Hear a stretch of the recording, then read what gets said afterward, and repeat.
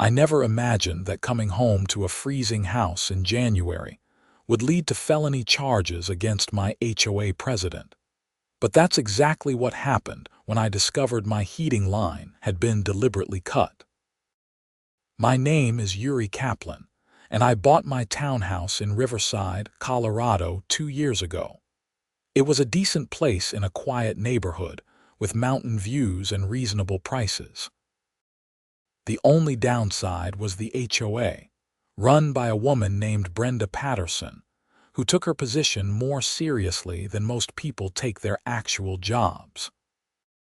Brenda was 53 years old with that particular haircut. All Karens seem to get issued at some point. Perfectly highlighted blonde hair styled in an angular bob that looked like it could cut glass. She wore designer yoga pants everywhere, despite never setting foot in a gym, and her voice had that grating quality that made you want to flee whenever you heard it echoing across the parking lot. The trouble started in December, when I installed solar panels on my roof. I had gotten all the necessary permits from the county, hired licensed contractors, and even checked the HOA bylaws, which said nothing about solar panels being prohibited. The installation looked professional and clean, and I was excited about reducing my energy bills. Colorado gets plenty of sunshine, even in winter, and I figured I would be saving money while doing something good for the environment. Brenda showed up at my door the day after installation, her face already red with anger before I even opened it fully. She was clutching a printed copy of some document and practically vibrating with rage. "Those panels need to come down immediately," she announced, not even bothering with a greeting. "Excuse me," I said, genuinely confused. "I checked the bylaws. There's nothing prohibiting solar panels." "They're an eyesore and they affect property values," she snapped.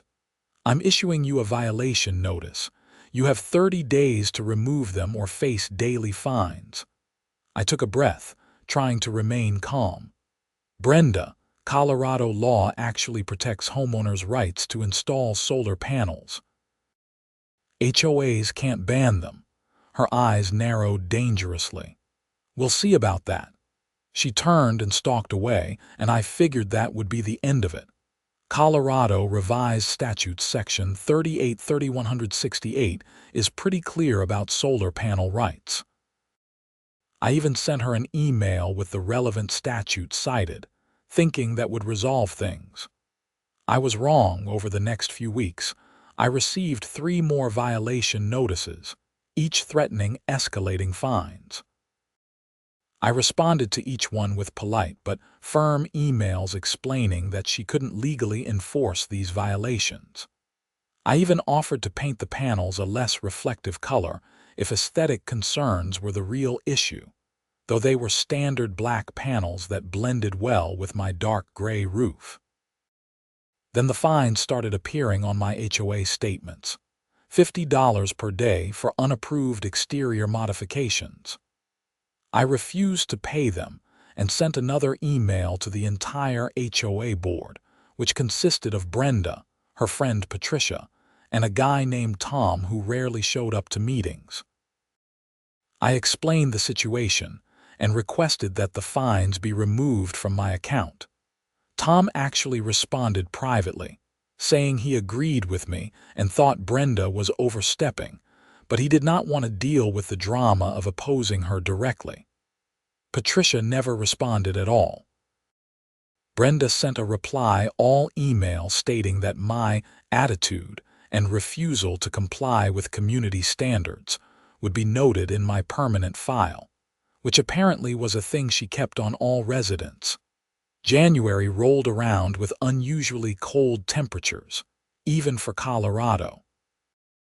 We were getting nighttime lows around -10 degrees Fahrenheit.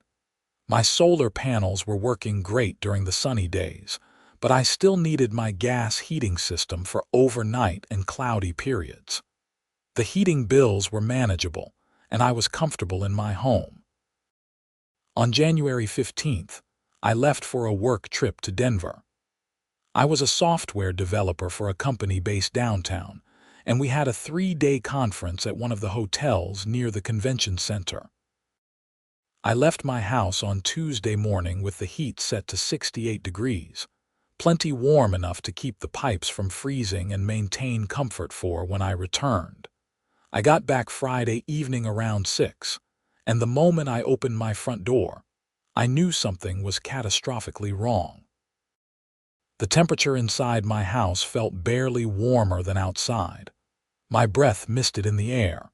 I immediately checked the thermostat, which read 42 degrees. The system was set correctly and appeared to be calling for heat, but nothing was happening. I went down to the utility room in my basement where the furnace was located. Everything looked normal at first glance. The furnace had power, and the thermostat wiring seemed intact. But when I looked more carefully at the gas line feeding the furnace, my stomach dropped. The flexible gas connector had been cut cleanly, about 6 inches from where it connected to the furnace. The exposed end of the line had been capped, but this was clearly deliberate damage. My mind raced through possibilities. A random break-in. But nothing else was disturbed, and there was no sign of forced entry. Then I noticed something on the basement stairs. A single blonde hair caught on a rough piece of wood. It was the exact shade of Brenda's highlighted hair. I pulled out my phone and took dozens of photos from every angle. The cut was too clean and precise to be accidental damage. Someone had used a proper pipe cutter or very sharp tools. The cap that had been placed on the severed line was the kind you could buy at any hardware store. This was intentional vandalism, and it had put my home and potentially my life at risk. If the line had not been capped, gas could have filled my basement, creating an explosion hazard. Even with the cap, whoever did this had committed a serious crime. I called the gas company emergency line immediately. They took the call seriously, especially when I explained that someone had deliberately cut my line. They said a technician would be there within an hour and that I should leave the house until they arrived to ensure everything was safe. I sat in my car with the engine running and the heat blasting, trying to calm down and think through the situation logically. Who had access to my house? The only people with keys were me and my neighbor, Janet, who watered my plants when I traveled. Janet was 70 years old, sweet as could be, and had absolutely no reason to do something like this. She also had severe arthritis and probably could not have made those clean cuts even if she wanted to. Then, I remembered something. 2 months ago, Brenda had demanded that all homeowners provide the HOA with spare keys for emergency access. I had refused, citing privacy concerns and the fact that it was not required in our bylaws. She had been furious and threatened to fine me for non-cooperation with HOA procedures. I had stood my ground, but had she somehow gotten a key anyway? The gas company technician arrived 45 minutes later, a middle-aged guy named Carl who had been doing this work for 20 years. He went down to my basement with his tools and meters, and I followed after he cleared the area for gas leaks. Carl examined the cut line carefully, taking his own photos with his work phone. "This is tampering," he said flatly. "This wasn't an accident or normal wear and tear. Someone deliberately cut this line." "What happens now?" I asked. "I need to report this to my supervisor and likely to the police," Carl said. "Tampering with gas utilities is a serious crime. It's not just property damage. This could have caused an explosion if they hadn't capped it, and even with the cap, you've been without heat in dangerous temperatures. Do you have any idea who did this?" "I have a suspicion," I said. "My HOA president and I have been in a dispute. She's been threatening me over my solar panels." Carl raised his eyebrows. "Over solar panels? That's protected by state law." "I know. I've told her that repeatedly. She doesn't care. Carl shook his head. Well, this just went from an HOA dispute to potential felony charges. Gas tampering is taken very seriously in Colorado. Give me a few minutes to call my supervisor. While Carl made his calls, I texted Janet to ask if she had noticed anyone around my house while I was gone. She responded quickly, saying that she had seen Brenda's car in my driveway on Wednesday afternoon, which had struck her as odd since I was away. She had not thought much of it at the time, assuming maybe there was some HOA business that required access. Carl came back upstairs, looking grim. My supervisor is contacting the county sheriff's office. They want to send a deputy out to take a report. I can do a temporary repair tonight to get your heat working, but this whole section of pipe will need to be replaced, and it'll be considered evidence. Evidence, I repeated, the weight of the word sinking in. Yeah, this is a criminal matter now, not just a civil dispute. 2 hours later, my house was warming up again thanks to Carl's temporary repair, and I was sitting at my kitchen table with Deputy Marshal from the Riverside County Sheriff's Office. He was a younger guy, maybe early 30s, with a no-nonsense demeanor that I appreciated.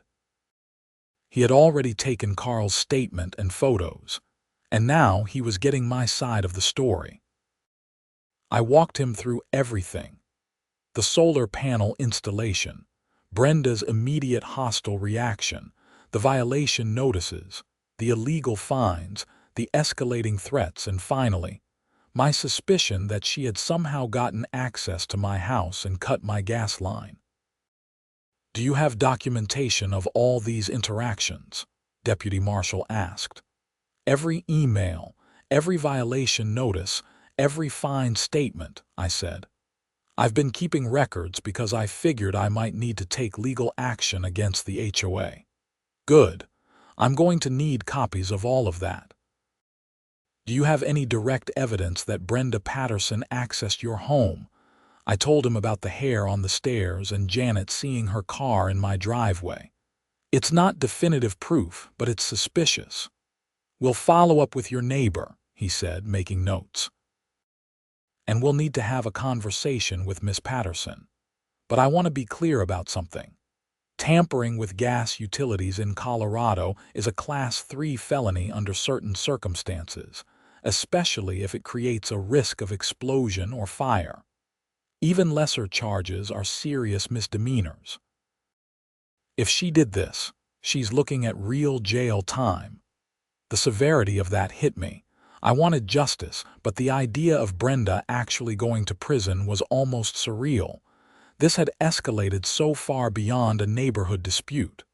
"I understand," I said. "But someone did this deliberately, and it put my home at risk. Not to mention what could have happened if the line hadn't been capped or if I had carbon monoxide issues." Deputy Marshal nodded. "You're right. This is serious, and we're going to treat it that way. I'll be in touch once we've spoken with Miss Patterson and conducted our initial investigation."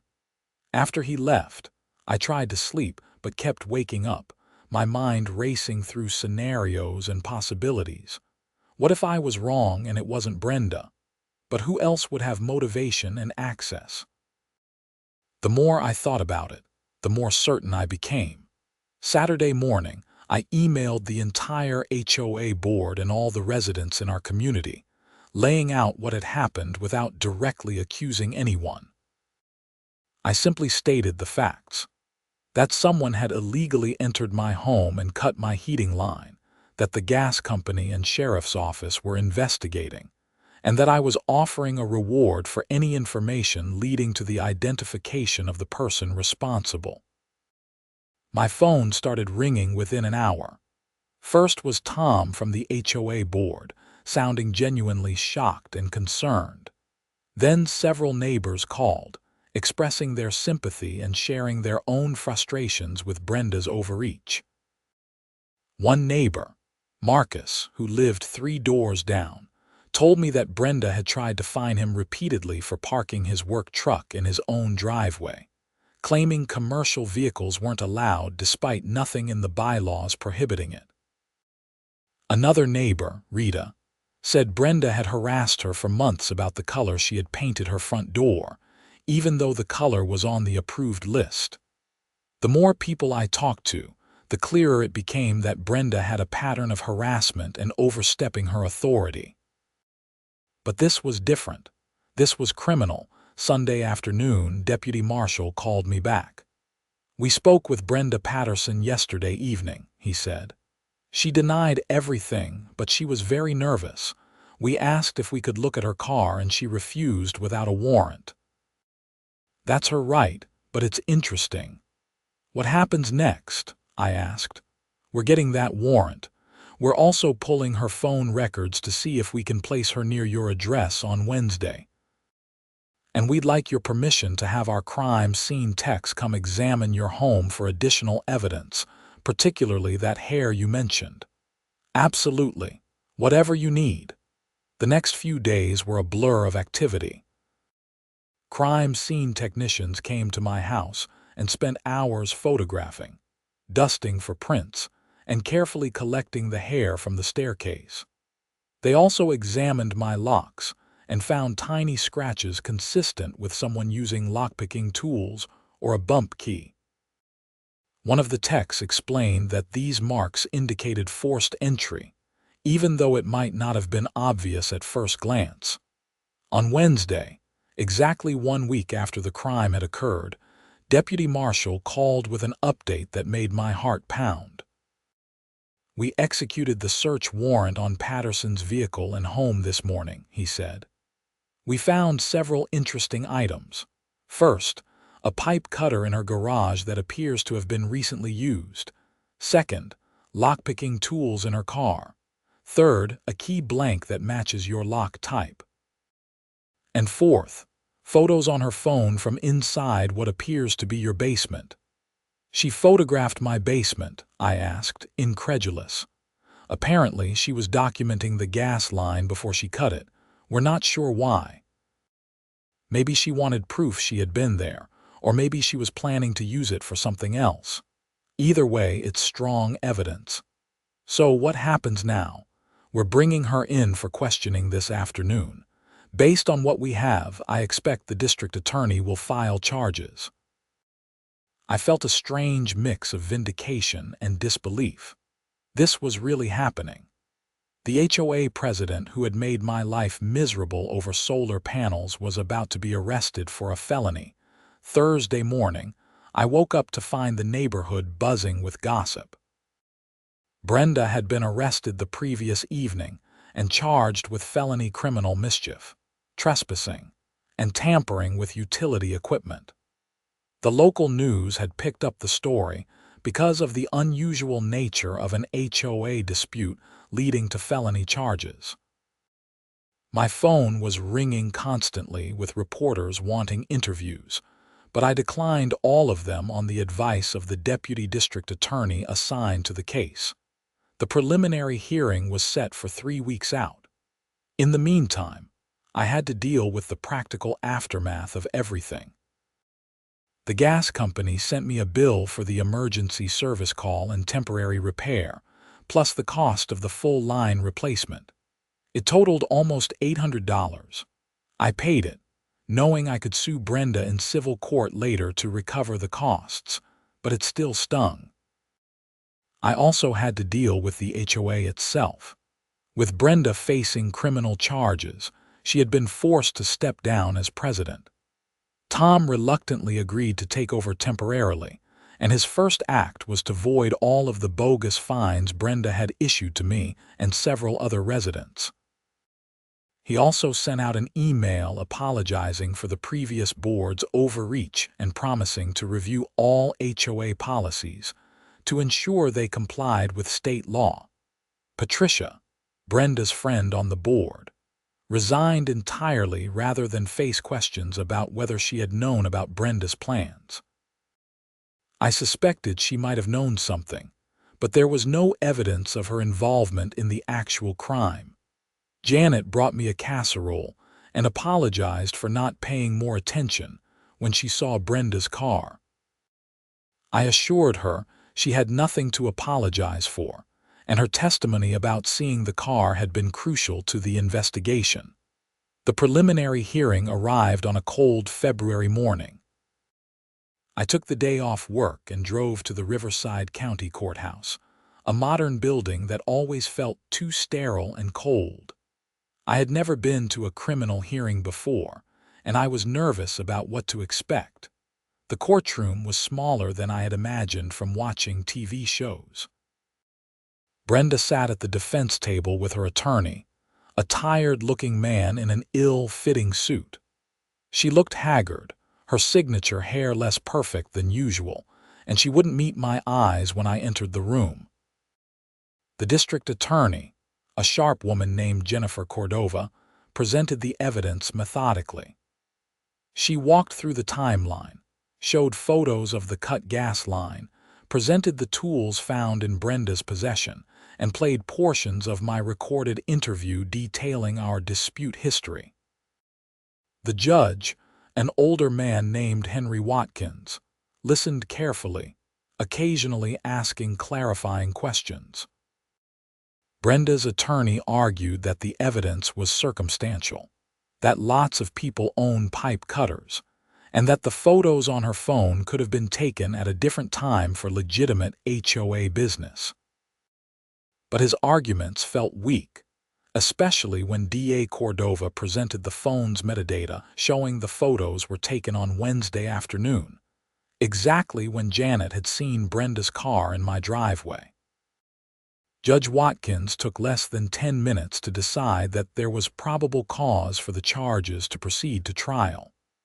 He set a trial date for April and maintained Brenda's bail at $10,000, which she had already posted.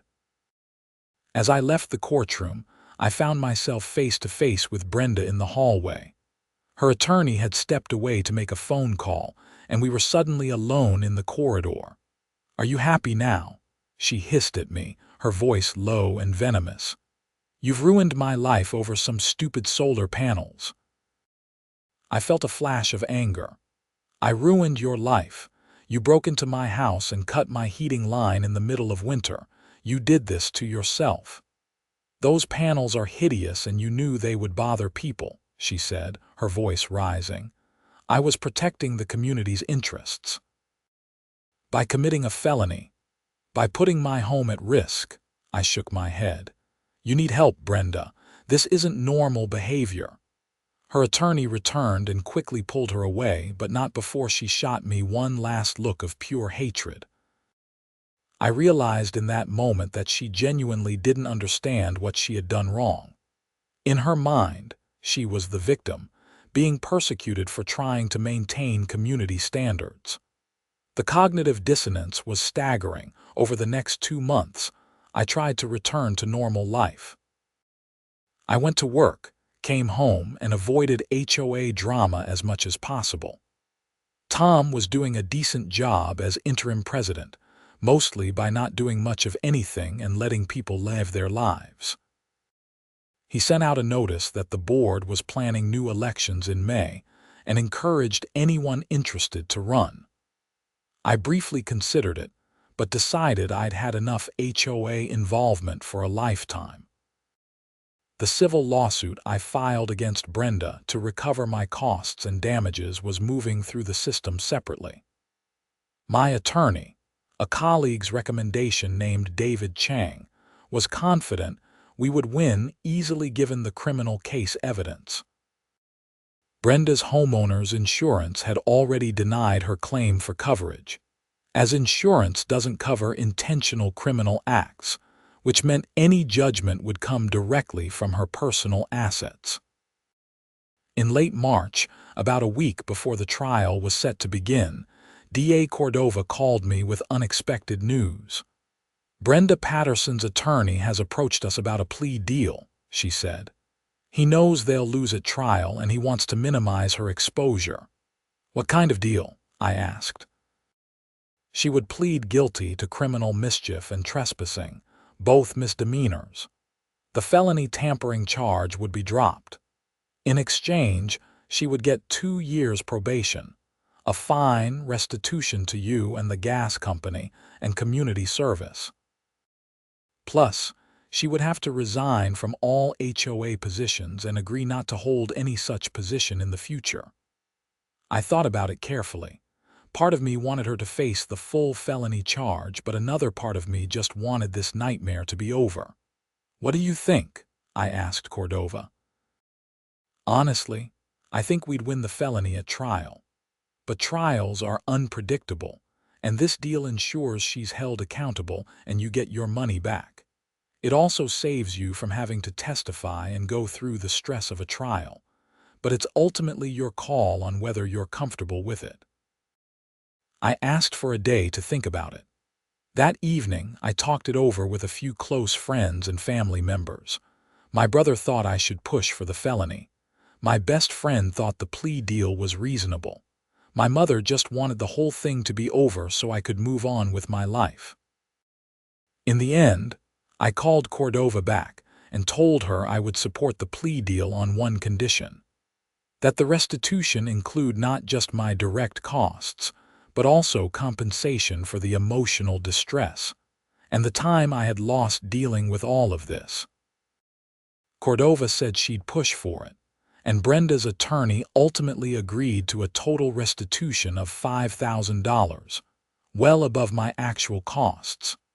The plea hearing was quick and anticlimactic compared to the preliminary hearing. Brenda stood before Judge Watkins, admitted to cutting my gas line and trespassing in my home, and accepted her sentence. She looked broken, her voice barely audible as she said guilty to each charge. I felt no satisfaction watching her, just a sense of exhaustion and relief that it was finally ending. The judge laid out the terms clearly: 2 years probation, 200 hours of community service, a $1,000 fine to the county, $5,000 restitution to me, another $300 to the gas company for their costs, and a permanent ban from HOA leadership positions. He also warned her that any violation of probation would result in jail time. After the hearing, I went home and just sat on my couch for a while, processing everything. It had been almost 3 months since I found my house freezing and discovered the cut line. 3 months of stress, police interviews, legal proceedings, and neighborhood drama. I was ready to move on. The civil case settled a few weeks later, with Brenda's attorney working out a payment plan for the restitution since she didn't have $5,000 in liquid assets. She had already spent thousands on her criminal defense attorney and was apparently facing financial strain from legal fees and the fine. I didn't feel particularly sympathetic. In May, the HOA held new elections. A woman named Dr. Sarah Foster, a retired teacher who lived in the neighborhood, ran for president on a platform of transparency and following the bylaws. She won easily, and Tom gratefully stepped down. Patricia never came back to the board, and 2 new members were elected: Marcus, the guy with the work truck, and another neighbor named Jennifer who worked as an accountant. The new board's first act was to formally update the HOA rules to clarify that solar panels were permitted, along with several other changes to bring the bylaws in line with Colorado law. They also implemented new financial controls and oversight to prevent any single board member from having too much power. It was refreshing to see the HOA actually functioning the way it was supposed to. By June, life had returned to something resembling normal. My solar panels were producing great energy savings, especially with the long summer days. I had recovered most of my costs from Brenda, minus attorney fees that I decided to just write off as the cost of justice. The new HOA board was functioning well, and neighborhood relations had improved dramatically. I ran into Brenda one final time in late July at the grocery store in town. She was alone, pushing a cart through the produce section, looking older and more tired than I remembered. We made eye contact briefly, and I saw something in her expression, maybe regret, maybe just exhaustion. She turned quickly down another aisle and I let her go. There was nothing left to say. Janet told me later that Brenda's house had gone up for sale.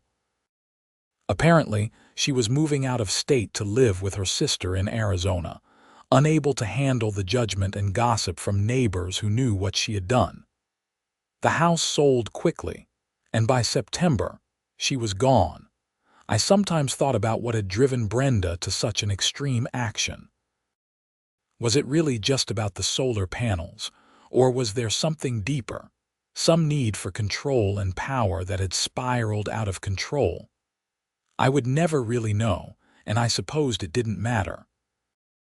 What mattered was that justice had been served, the system had worked, and I was able to stay in my home with my solar panels and my functional heating system. The gas company had sent a letter thanking me for my cooperation with their investigation, and noting that pressing charges in utility tampering cases helped deter similar crimes. Apparently, there had been a few other cases in Colorado of people tampering with neighbors' utilities over disputes, and prosecutors were taking a harder line on such offenses. Tom sent me a thank you note for not blaming him or the entire board for Brenda's actions. He wrote that he felt guilty for not standing up to her earlier and hoped that his time as interim president had helped repair some of the damage. I appreciated the gesture and wrote back telling him that he had done a good job under difficult circumstances. In October, I attended my first HOA meeting in months. Dr. Foster was running things efficiently, and the whole atmosphere was different from when Brenda had been in charge. People actually seemed happy to be there, discussing genuine community concerns like road maintenance and snow removal, rather than petty violations and power plays. After the meeting, Dr. Foster pulled me aside.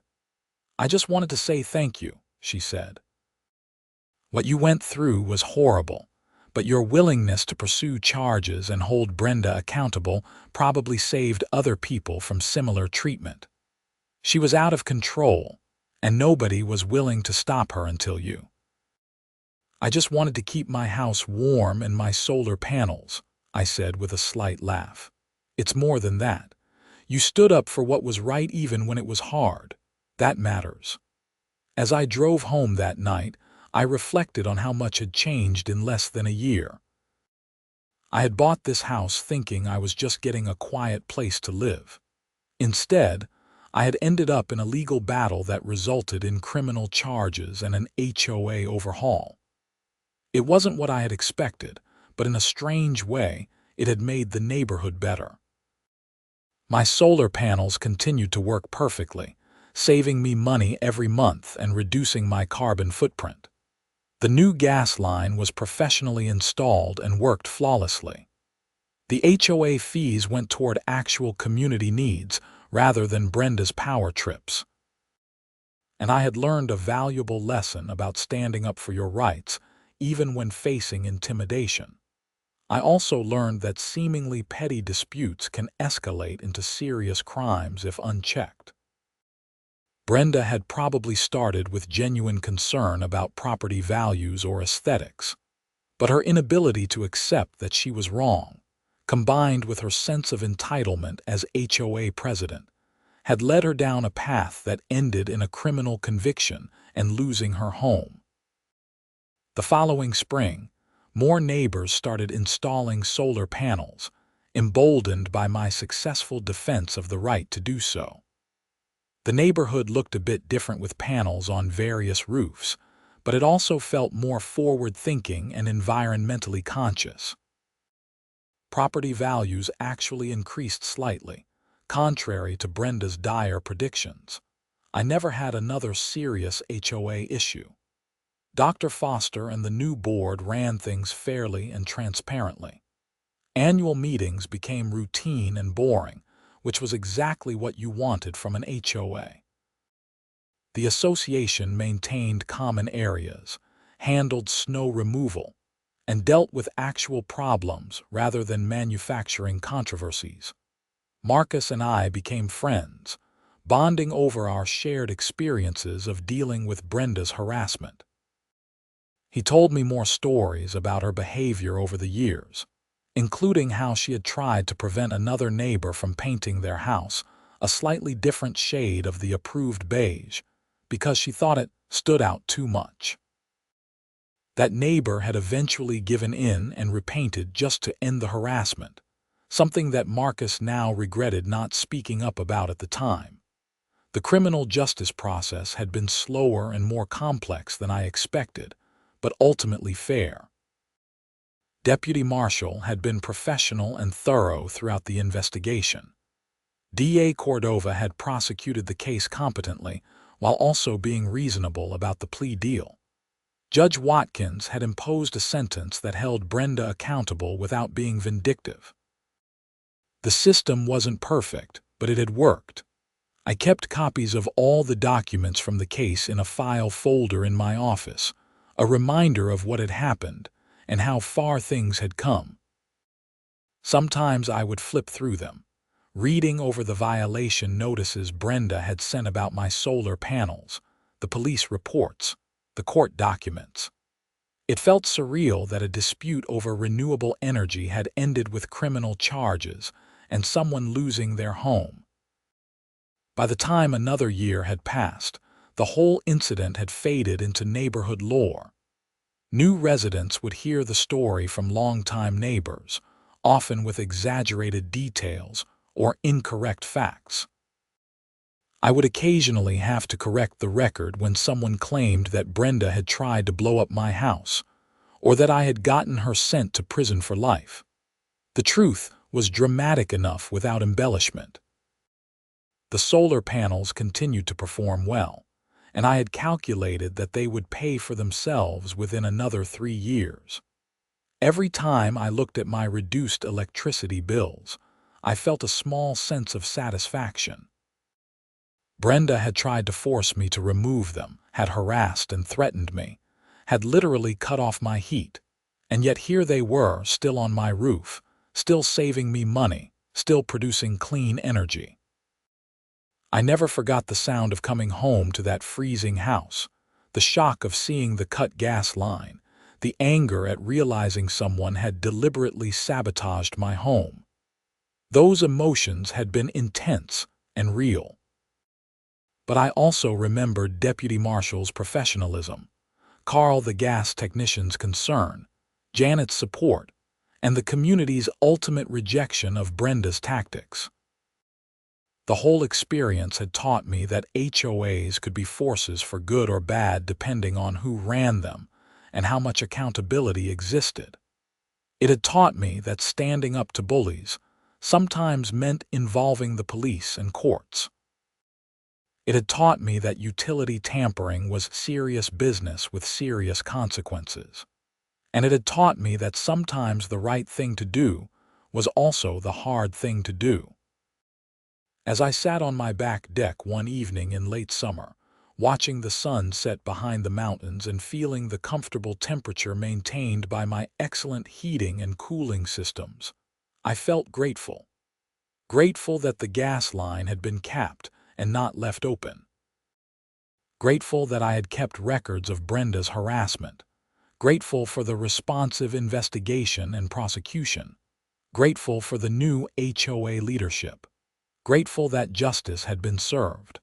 I also felt a measure of sympathy for Brenda, despite everything.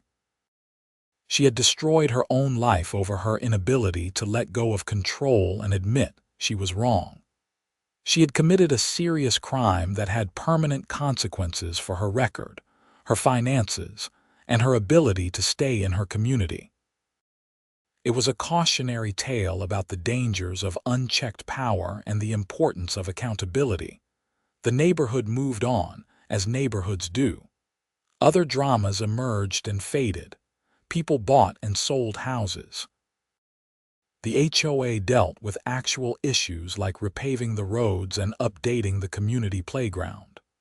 Life returned to the pleasant mundanity that I had been seeking when I bought the house in the first place. My solar panels kept generating electricity, my heating system kept me warm in winter, and my HOA fees went toward their intended purposes. It wasn't exciting or dramatic, but it was exactly what I wanted. Sometimes the best outcome is just being able to live your life without interference, harassment, or criminal sabotage. When people ask me about the experience, I usually gave them a short version focused on the importance of knowing your rights and documenting everything. But the full story was longer and more complex, involving flawed people making terrible decisions, systems working as intended, and a community ultimately holding someone accountable for crossing the line from annoying to criminal. I never installed any more solar panels, even though I had room for a few more on my roof. The ones I had were sufficient for my needs, and I didn't want to invite any new drama even though Brenda was long gone. Maybe someday I would add more, but for now, I was content with what I had. The case occasionally came up in local discussions about HOA reform and utility tampering laws. A local news station did a follow-up story a year later about the importance of HOAs following state law and the consequences of overreach.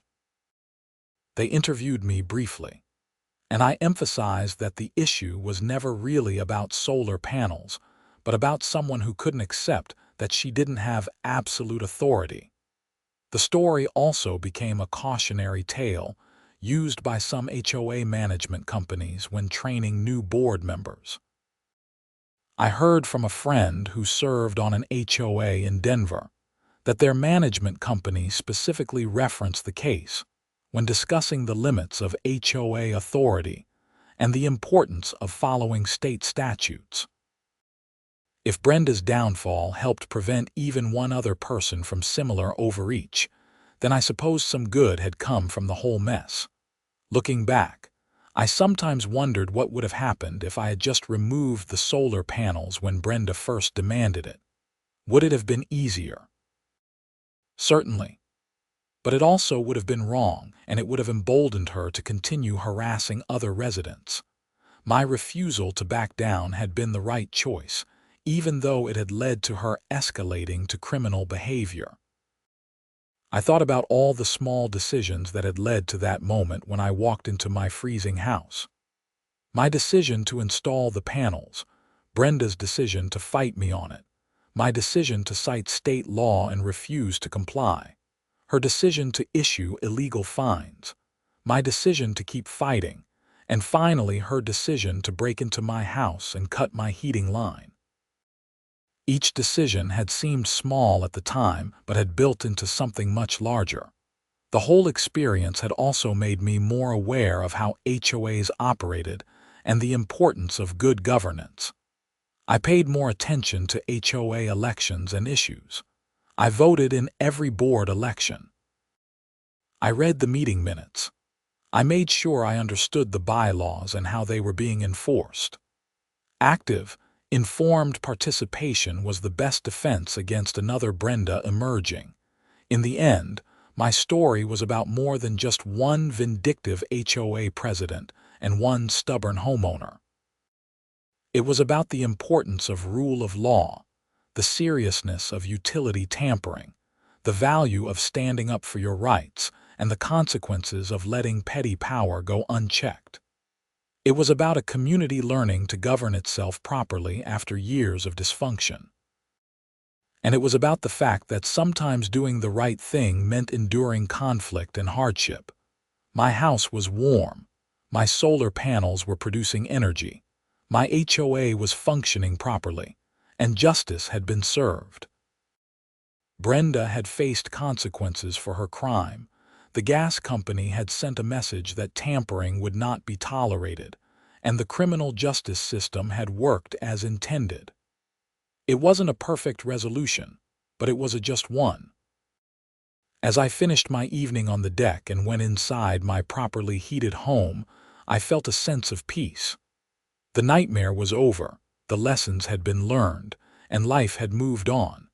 Sometimes that was all you could ask for. The story of the HOA Karen who cut my heating line would always be part of my history, but it was no longer my present or my future. It was just something that had happened, been dealt with, and been resolved. And really, that was exactly how it should be.